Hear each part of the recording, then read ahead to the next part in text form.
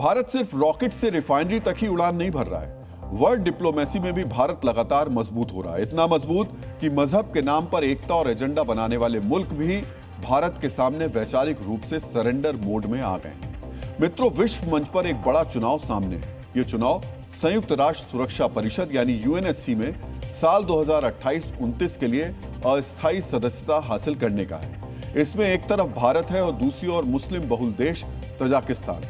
भारत इस चुनाव को लेकर अभी से कैंपेन मोड में है। इसके लिए नई दिल्ली ने 13 जुलाई से शांति विजन की शुरुआत की है, क्योंकि मुकाबला कड़ा है। क्योंकि जिस मुस्लिम बहुल देश से हमारा मुकाबला है वो ओआईसी का भी सदस्य है। ओआईसी यानी ऑर्गेनाइजेशन ऑफ इस्लामिक कोऑपरेशन, ये मुस्लिम देशों का संगठन है। इसी वजह से माना जा रहा है कि दुनिया भर के इस्लामिक देश तजाकिस्तान के पक्ष में वोट करेंगे। लेकिन पाकिस्तान की सोच अलग है।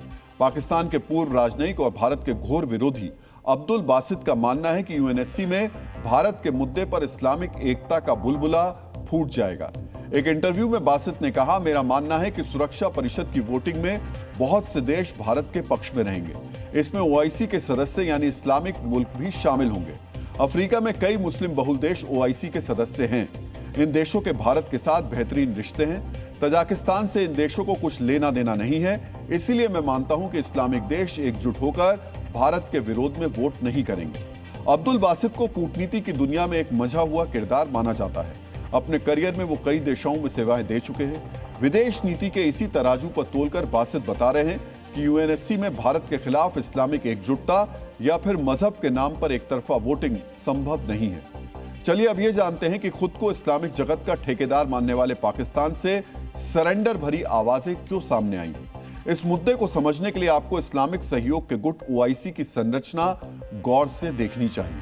आज ओआईसी में कुल 57 देश शामिल हैं। इनमें 27 अफ्रीका के मुस्लिम देश हैं। एशिया से भी 27 ही देश ओआईसी के सदस्य हैं। इनमें से कुछ मुस्लिम बहुल हैं तो कुछ आधिकारिक तौर पर इस्लामिक पहचान वाले हैं। बाकी 3 देश यूरोप और अमेरिका प्रायद्वीप से हैं। संयुक्त राष्ट्र के हर सदस्य का एक वोट होता है। इस लिहाज से ओआईसी के सदस्य मुस्लिम देशों के पास तकरीबन 30% वोट है।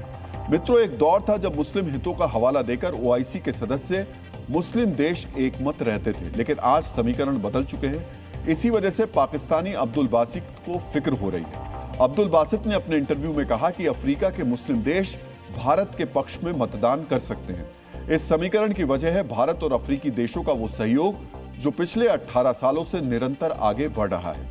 मित्रों, वर्ष 2008 में भारत ने भारत अफ्रीकी फोरम की शुरुआत की थी। भारत अफ्रीका फोरम के परचम तले भारत ने अफ्रीकी देशों की आर्थिक क्षमता बढ़ाने में सहयोग किया। कई देशों को इंफ्रास्ट्रक्चर खड़ा करने के लिए क्रेडिट लाइन यानी बेहद कम ब्याज दर पर कर्ज दिया। जो देश आर्थिक रूप से पिछड़े हैं उन्हें भारत ने अपने बाजार में ड्यूटी फ्री व्यापार करने की सुविधा दी। इस समिट के जरिए भारत ने अब तक अफ्रीकी देशों में 6,37,000 करोड़ रुपए का निवेश किया है। खासकर कोविड और इबोला जैसी महामारियों में भारत ने अफ्रीकी देशों की मदद की है। गौर करने वाली बात यह है कि अफ्रीका में मुस्लिम गुट ओआईसी के सभी सदस्य देश भारत अफ्रीका फोरम के भी सदस्य हैं। यानी भारत के साथ इन देशों के रिश्ते बेहतर हैं। इसी वजह से पाकिस्तान को संयुक्त राष्ट्र की सुरक्षा परिषद में इस्लामिक एकता का बुलबुला फूटने का डर है। और तो और आजकल इस्लामिक जगत में जिस फिलिस्तीन का मुद्दा गूंज रहा है, उस फिलिस्तीन ने भी भारत को समर्थन देने के संकेत दिए। ओआईसी के 27 अफ्रीकी देश और फिलिस्तीन से भी भारत के लिए समर्थन के संकेत मिलना, इसका मतलब यह हुआ कि ओआईसी के 57 में से आधे देश तो पहले ही भारत के पक्ष में झुकते नजर आ रहे हैं। यानी अब्दुल बासित का आकलन या फिर यूं कहें कि डर गलत नहीं है। समीकरणों के बाद अब संयुक्त राष्ट्र सुरक्षा परिषद के चुनाव की बात कर लेते हैं।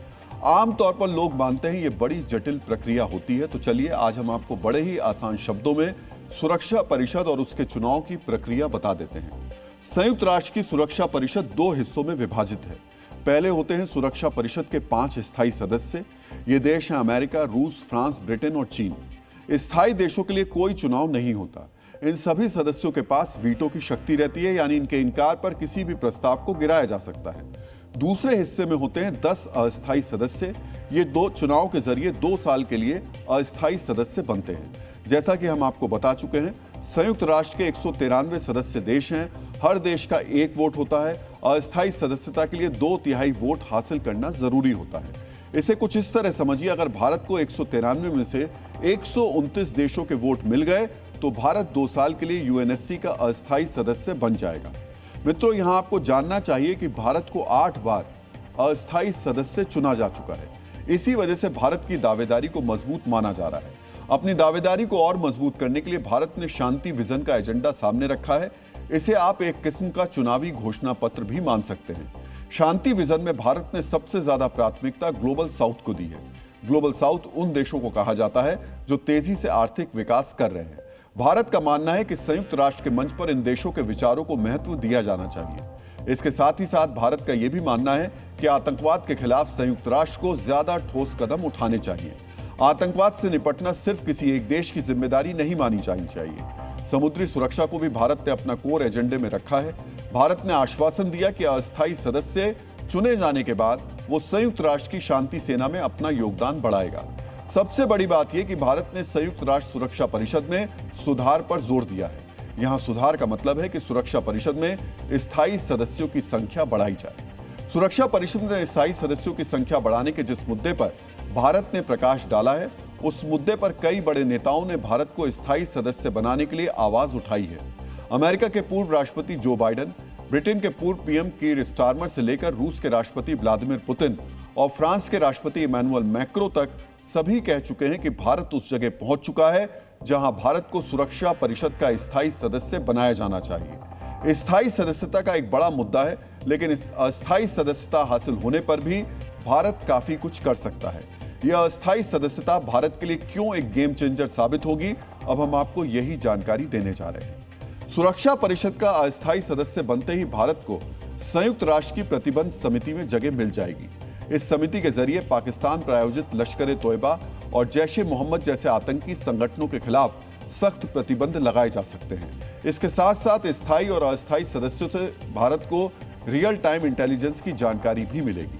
एक तरफा टैरिफ जैसे मुद्दों पर भारत मुखर होकर अपनी बात रख पाएगा। भारत के पास सुरक्षा परिषद में प्रस्ताव लाने का भी अधिकार होगा, जिससे अंतर्राष्ट्रीय मुद्दों पर भारत की भूमिका महत्वपूर्ण हो जाएगी। पाकिस्तान जैसे देशों ने सुरक्षा परिषद की अस्थायी सदस्यता के जरिए अपने प्रोपेगेंडा को आगे बढ़ाने की कोशिश की है, लेकिन भारत ने कभी इस पद का अपने हित के लिए प्रयोग नहीं किया। सुरक्षा परिषद की सदस्यता को लेकर भारत के पहले प्रधानमंत्री पंडित जवाहरलाल नेहरू ने एक महत्वपूर्ण बात कही थी। सुरक्षा परिषद में सदस्यता पर पंडित नेहरू ने कहा था, भारत सुरक्षा परिषद में स्थायी सदस्यता अपना कद बढ़ाने के लिए नहीं चाहता। हम ये मांग इसलिए करते हैं क्योंकि हमें पता है कि दुनिया में शांति और स्थिरता लाने में भारत बड़ा योगदान कर सकता है।